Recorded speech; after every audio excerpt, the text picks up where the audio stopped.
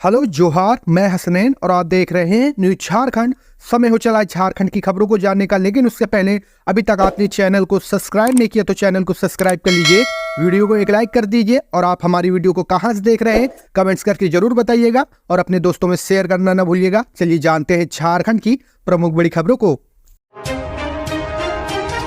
7% वाले छत्री समाज को बीजेपी से एक भी टिकट नहीं, लोगों में नाराजगी।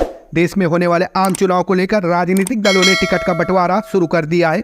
दल चाहे कोई भी हो, उत्तर से लेकर दक्षिण और पूरब से लेकर पश्चिम तक जाति और सामाजिक समीकरण को साधने की कोशिश हो रही है। टिकट बंटवारे के बीच झारखंड में छत्री समाज में नाराजगी और असंतोष का आलम है। दरअसल झारखंड में एनडीए के द्वारा 14 लोकसभा सीटों के लिए घोषित उम्मीदवारों की सूची में छत्री समाज का प्रतिनिधित्व शून्य है। बीजेपी ने 13 उम्मीदवारों के नाम की घोषणा कर दी है, जबकि आरजू के हिस्से वाली एक सीट का उम्मीदवार कौन होगा ये सब जानते हैं। हैरान करने वाली बात यह है कि धनबाद से 3 बार के सांसद पीएन सिंह और चतरा से 2 बार के सांसद सुनील सिंह का न सिर्फ बीजेपी ने टिकट काटा है, बल्कि इन दोनों सीटों से छत्री समाज के प्रतिनिधित्व पर भी एनडीए कोटे से विराम लगा दिया है। चतरा से भूमिहार जाति से नाता रखने वाले कालीचरण सिंह को मौका दिया गया है। वहीं धनबाद से बागबारा विधायक ढुल्लू महतो चुनावी मैदान में ताल ठोकते नजर आएंगे। अखिल भारतीय छत्री समाज के अंदर इसको लेकर काफी आक्रोश है और असंतोष है। समाज के प्रदेश अध्यक्ष विनय कुमार सिंह ने कहा कि नाराज लोगों का लगातार फोन आ रहा है। भविष्य की रणनीति तैयार करने के लिए 29 मार्च को आपात बैठक बुलाई गई है। इस बैठक में अगले कदम को लेकर निर्णय लिया जाएगा। राज्य में छत्री समाज की आबादी 60% से ज्यादा है। विनय कुमार सिंह ने कहा कि वर्तमान स्थिति के लिए समाज खुद कितना जिम्मेदार है, इसका आत्मचिंतन करने की जरूरत है। छत्री समाज त्याग, बलिदान और सेवा के लिए जाना जाता है। राज्य सरकार की कैबिनेट में भी छत्री समाज का कोई प्रतिनिधि नहीं है। अब लोकसभा में टिकट नहीं देकर प्रतिनिधित्व को खारिज करने की कोशिश हो रही है। कुल मिलाकर बीजेपी के इस स्टैंड से झारखंड के छत्री समाज में खासा नाराजगी देखने को मिल रही है। होली पर झारखंड में बदला मौसम का मिजाज, वज्रपात से 1 की मौत, आंधी तूफान में 2 घायल। होली पर झारखंड में रांची, लोहरदगा, सरायकेला, खरसावा समेत कई जिलों में सोमवार को मौसम का मिजाज बदला। आंधी तूफान के साथ बारिश हुआ, ओलावृष्टि हुई। इसके साथ ही वज्रपात ने भी कहर बरपाया। लोहरदगा जिले में सोमवार की दोपहर में मौसम अचानक बदल गया। सेहना प्रखंड में आंधी तूफान एवं ओलावृष्टि के साथ वज्रपात हुआ। इससे भारी नुकसान हुआ है। एक तरफ जहां वज्रपात से एक व्यक्ति की मौत हो गई, वहीं यात्री सेट पर पेड़ गिरने से 2 लोग गंभीर रूप से घायल हो गए हैं। उन्हें अस्पताल में भर्ती कराया गया है। मौसम केंद्र ने कहा है कि 26 से लेकर 30 मार्च तक मौसम शुष्क रहेगा, आसमान साफ रहेगा। आसमान साफ होने तथा मौसम शुष्क रहने के कारण अधिकतम तापमान 33 से 34 तथा न्यूनतम तापमान 20 डिग्री सेल्सियस तक हो सकता है। रांची वाराणसी वंदे भारत ट्रेन को नहीं मिल रहे यात्री, इंटरसिटी में सीट के लिए मारामारी। सांस्कृतिक राजधानी काशी और झारखंड की राजधानी रांची के बीच शुरू हुई वंदे भारत ट्रेन को यात्री नहीं मिल रहे हैं। वाराणसी से ट्रेन खाली जा रही है। उधर रांची से भी वाराणसी के लिए ट्रेन में यात्री की कमी है। 30 मार्च के बाद रांची वाराणसी वंदे भारत में सीटें 200 के ऊपर खाली हैं। वहीं रांची बनारस इंटरसिटी में सीट के लिए मारामारी मची हुई है। इस हफ्ते तक कन्फर्म सीट नहीं है। कैंट स्टेशन के मुख्य आरक्षण केंद्र के पर्यवेक्षकों के अनुसार ट्रेन संख्या 2088-7/2088 रांची वाराणसी वंदे भारत की अधिकतर सीटें खाली ही जा रही हैं। संभवतः किराया अधिक होने के कारण यात्री इनमें टिकट कराना नहीं चाहते, जबकि इस ट्रेन के रांची से खुलने से आधे घंटे पहले चलने वाली रांची बनारस इंटरसिटी में सीट के लिए मारामारी है। एक भी कंफर्म सीट नहीं मिल रही है। वंदे भारत की सीसी का किराया 1505 रुपए प्रति टिकट और ईसी का 2725 रुपए, जबकि रांची बनारस ट्रेन में थर्ड एसी का किराया 910 रुपए है, स्लीपर का 335 रुपए।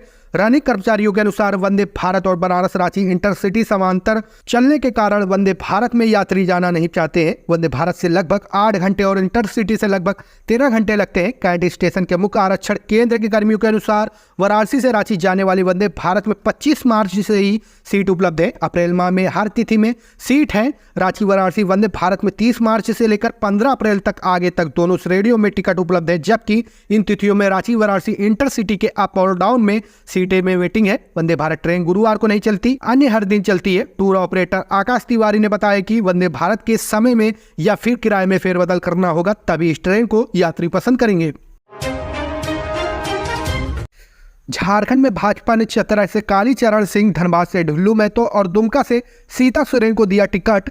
लोकसभा चुनाव के लिए भाजपा ने उम्मीदवारों की 5वीं सूची जारी कर दी है। इस सूची में झारखंड की 3 सीटों पर उम्मीदवारों के नाम शामिल हैं। इनमें चतरा से कालीचरण सिंह, धनबाद से ढुल्लू महतो और दुमका से सीता सोरेन को मैदान में उतारा गया है। भाजपा ने इससे पहले अन्य उम्मीदवारों की घोषणा कर दी थी।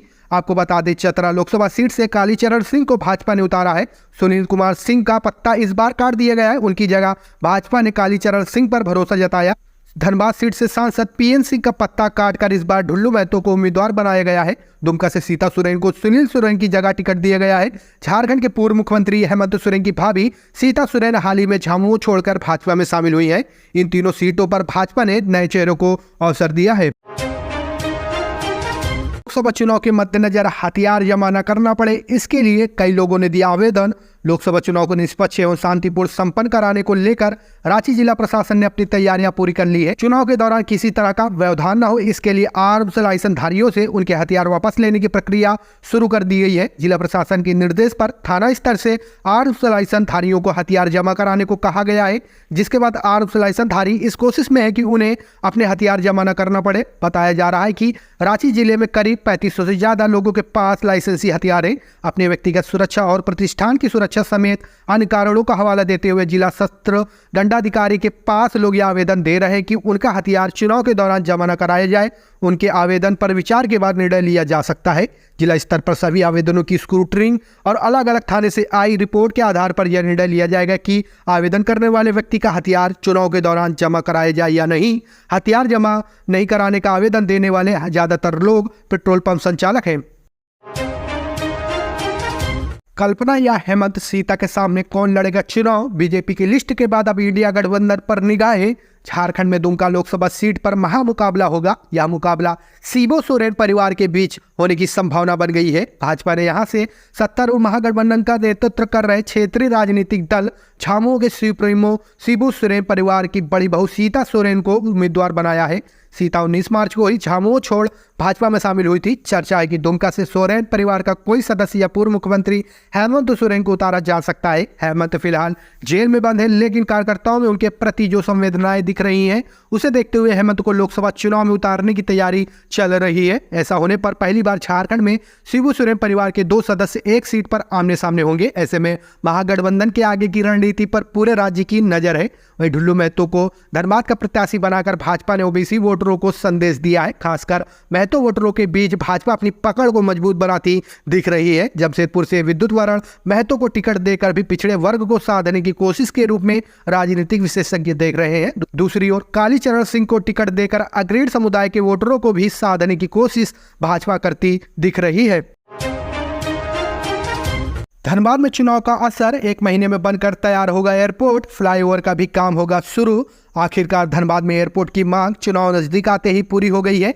1 महीने के अंदर एयरपोर्ट बन जाएगा। चाइनीज तकनीक से कम समय में निर्माण होगा। इसकी स्वीकृति सभी स्तर पर मिल चुकी है। धनबाद के सांसद पशुपतिनाथ सिंह, विधायक राज सिन्हा, पूर्णिमा नीरज सिंह, मथुरा प्रसाद महतो और अपर्णा सेन गुप्ता के संयुक्त प्रयास से यह संभव हुआ है। सांसद एवं विधायकों ने एक साथ मिलकर रांची से दिल्ली तक इसके लिए दबाव बनाया। धनबाद की हवा जहरीली मानी जाती थी, वह एकदम स्वच्छ हो गई। चुनाव ने प्रदूषण को कम कर दिया। यह करिश्मा नगर निगम के कारण हुआ है। निगम ने लुबी सेकुलर रोड के मॉनिटरिंग से वायु गुणवत्ता माप कर इसका सबूत दे दिया है। निगम ने पीपीटी से ही शहर के प्रदूषण को कम कर दिया। आपको बता दें कि नगर निगम, रेलवे और वन विभाग ने पेड़ों की अंधाधुंध कटाई कर शहर की हरियाली छीन ली थी। बावजूद जिला प्रशासन की आंखें बंद रही।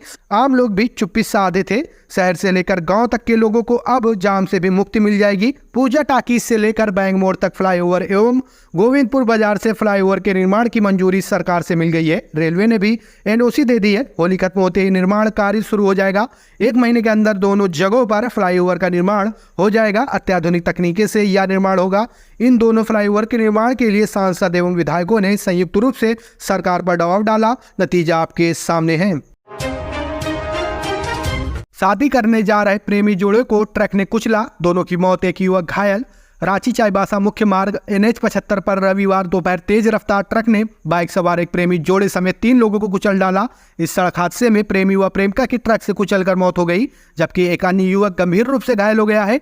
बताया जा रहा है कि दोनों शादी करने जा रहे थे। वहीं घायल युवक को चक्रधरपुर अनुमंडल अस्पताल में प्राथमिक उपचार कर बेहतर इलाज के लिए एम्बुलेंस से जमशेदपुर भेज दिया गया है। घायल युवक की स्थिति नाजुक बताई जा रही है। इधर आसपास के ग्रामीणों ने चालक को पकड़कर पुलिस के हवाले कर दिया है। बताया जा रहा है कि रमेश कोरई और नरसिंह कोराई बाइक से गांव गए थे। यहां से रमेश कोराई अपनी प्रेमिका को साथ लेकर बाइक से होकर चक्रधरपुर की ओर से जा रहा था। बाइक नरसिंह कोराई चला रहा था, जबकि रमेश कोराई व प्रेमिका दोनों पीछे बैठे थे। जैसे ही बाइक खरसावा मोड़ पहुंची, उसी दौरान विपरीत दिशा से आ रहे ट्रक ने उनकी बाइक को कुचल डाला। बाइक ट्रैक्टर के पहिए के नीचे आकर क्षतिग्रस्त हो गया और प्रेमी प्रेमिका की मौके पर मौत हो गई।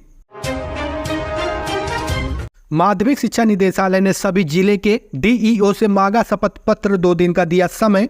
माध्यमिक शिक्षा निदेशालय ने अब झारखंड एकेडमिक काउंसिलिंग तथा सभी जिलों के जिला शिक्षा पदाधिकारियों को शपथ पत्र देने को कहा है कि उन्होंने वित्त रहित स्कूलों, कॉलेजों एवं मदरसों के अनुदान की अनुशंसा स्थलीय जांच की बात की है। निदेशालय ने बाकायदा इसका प्रारूप काउंसिलिंग तथा सभी डीईओ को भेजा है। सबसे बड़ी बात यह है कि अधिकारियों को 2 दिन में यह शपथ पत्र देने को कहा गया है। यह पत्र 23 मार्च की तिथि से जारी हुई है। सभी जिलों को भेजे गए पत्र में माध्यमिक शिक्षा के अवर सचिव अखिलेश कुमार पांडे ने कहा है कि 22 मार्च को अनुदान समिति की हुई बैठक में यह बात सामने आई है कि बहुत से जिलों एवं झारखंड एकेडमिक काउंसिलिंग द्वारा अनुदान को लेकर स्कूल कॉलेजों के स्थलीय जांच से संबंधित स्पष्ट सूचना और जानकारी उनकी अनुशंसा में उपलब्ध नहीं है। इनके आवेदन भी अपूर्ण है। इधर वित्त रहित शिक्षक संघर्ष मोर्चा ने इसे जानबूझकर देरी करना बताया है। उनके अनुसार मार्च में बहुत कम समय रह गया है। स्कूल कॉलेजों की जांच दोबारा करने से अनुदान की राशि सरेंडर हो सकती है।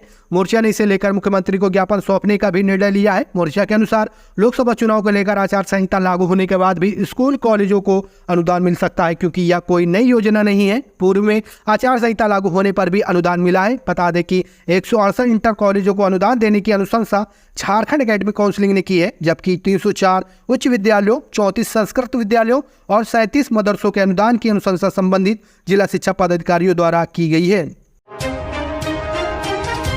पलामू में होली की खुशियां गम में बदली। कोयला नदी में डूबने से 2 बच्चियों की मौत, गांव में पसरा मातम।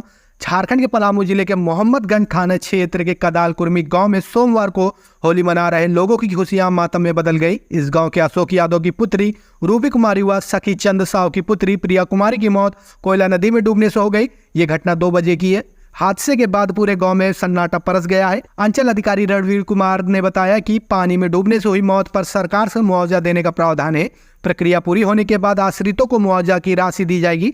ग्रामीणों ने बताया कि गांव के अन्य कई सहेलियों के साथ प्रिया व रूबी भी नदी में नहाने गई थी। गांव के समीप शिव मंदिर के समीप कोयला नदी में नहाने के क्रम में सभी बच्चियां डूबने लगी। कई तैर कर निकल आई, मगर दोनों नदी के गहरे पानी में चली गई। घटना की सूचना पर मोहम्मदगंज पुलिस ने ग्रामीणों के सहयोग से नदी से दोनों को निकाला। चिकित्सकों ने जाँच के बाद दोनों को मृत घोषित कर दिया। पहाड़ी मंदिर परिसर में 31 को सरना झंडा कार्यक्रम का निर्णय। केंद्रीय सरना समिति के अध्यक्ष अजय तिर्की की अगुवाई में रविवार को पहाड़ी टोला सरना स्थल में विभिन्न सरना धर्मावलंबियों की बैठक हुई। निर्णय लिया गया कि हर वर्ष की तरह इस बार भी 31 मार्च को रांची पहाड़ी मंदिर परिसर में सरना झंडा स्थापना व सरना प्रार्थना सभा की ओर से झंडा गाड़ी और प्रार्थना सभा का आयोजन होगा। कार्यक्रम सुबह 10 बजे से पहाड़ी टोला के समीप सरना अखाड़ा से शुरू होगा। मौके पर पहाड़ी टोला के पाहन पीटर कच्छप, सुजाता तिर्की, कृष्ण तिर्की, गुड़िया तिर्की, सनी तिर्की, अनिल उरांव, सावन लिंडा, अविनाश तिर्की सहित अन्य मौजूद थे। रांची से पन्ना गुप्ता लड़ेंगे लोकसभा चुनाव। झारखंड में लोकसभा चुनाव को लेकर इंडिया गठबंधन की सीट शेयरिंग पर अब तक बात नहीं बन पाई है। हालांकि कांग्रेस को 7, झामुमो को 5, वाम दलों को 1 और राजद को 1 सीट दिए जाने का फार्मूला लगभग तय है, लेकिन किस सीट पर कौन पार्टी का उम्मीदवार लड़ेगा यह अब तक तय नहीं हो पाया है। हालांकि यह तय है कि रांची सीट कांग्रेस के खाते में जाएगी। यहां कांग्रेस के संभावित प्रत्याशियों के नाम पर चर्चा की जा रही है। प्रदेश नेतृत्व ने जिन 3 नामों का चयन कर केंद्रीय नेतृत्व के पास भेजा है, उनमें पूर्व केंद्रीय मंत्री सुबोध कांत सहाय के साथ साथ राज्य के स्वास्थ्य मंत्री पन्ना गुप्ता का नाम भी स्क्रूटनी पर भेजा गया है। इधर इस मसले पर जमशेदपुर में न्यू झारखंडी से बातचीत में पन्ना गुप्ता ने कहा है कि वे कांग्रेस के सिपाही हैं। किस सीट से उनका नाम भेजा गया है इसकी जानकारी उन्हें नहीं है। हालांकि उन्होंने स्पष्ट किया है कि आला कमान का जहां से चुनाव लड़ाने का आदेश होगा वे पूरी ताकत से चुनाव लड़ेंगे। पार्टी जिस किसी को भी टिकट देगी, इंडिया गठबंधन का एक एक कार्यकर्ता उसे जिताने में पूरी ताकत से जुट जाएंगे।